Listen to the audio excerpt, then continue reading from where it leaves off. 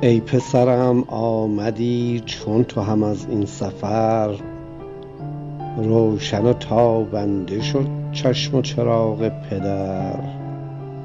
آمدی ای نازنین خوش به جهان آمدی، خوشتر از آنت بود گر بشوی پرثمر. ای پسرم گوش کن ناله فراموش کن، پند پدر را شنو تا که شوی چون گهر.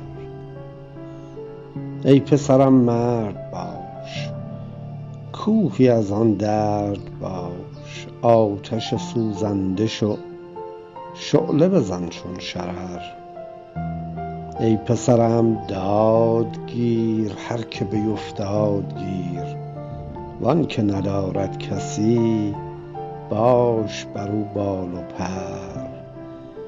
ای پسرم خشم شو در همه جا چشم شو، ای پسرم خشم شو در همه جا چشم شو، تا نشود همرهت چیره ظلم و ضرر.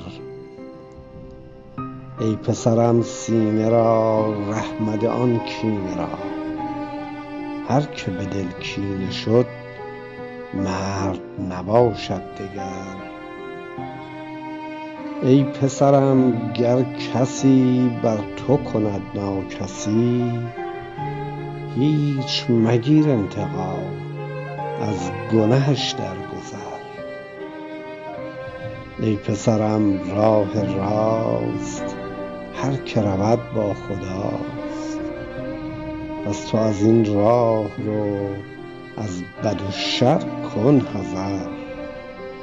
ای پسرم ای علی سینه بسوزان ولی، هیچ مشو خسته دل تا ز تو ماند اثر.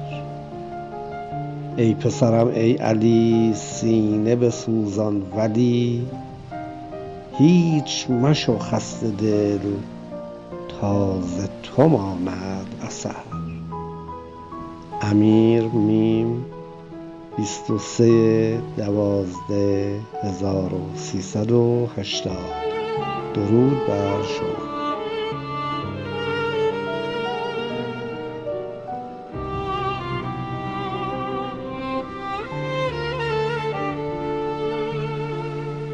ای پسرم آمدی چون تو هم از این سفر، روشن و تابنده شد چشم و چراغ پدر.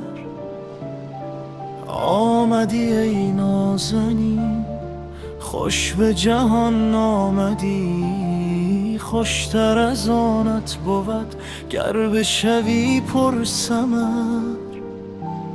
ای پسرم گوش کن ناله فراموش کن، پند پدر آشنا تا که شوی چون گهر. ای پسرم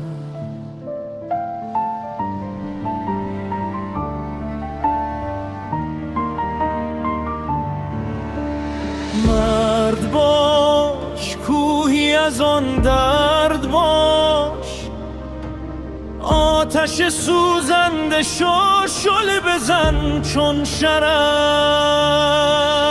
ای پسرم دادگیر هر که بیفتاد گیر، وان که ندارد کسی باش بر او بال و پر.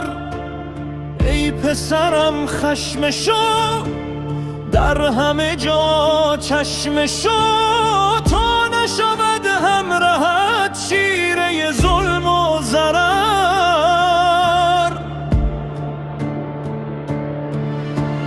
ای پسرم سینه را رحمت آن کینه را، هر که به دل کینه شد مرد نباشد دگر.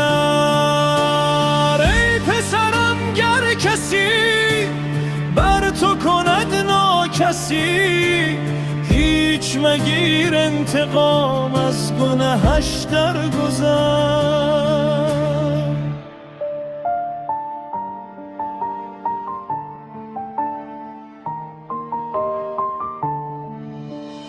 ای پسرم راه راست هر که رود با خداست. پس تو از این راه رو از بد و شر کن حذر. ای پسرم ای علی سینه بسوزان ولی هیچ مشو خسته دل تازه تو ماند اثر.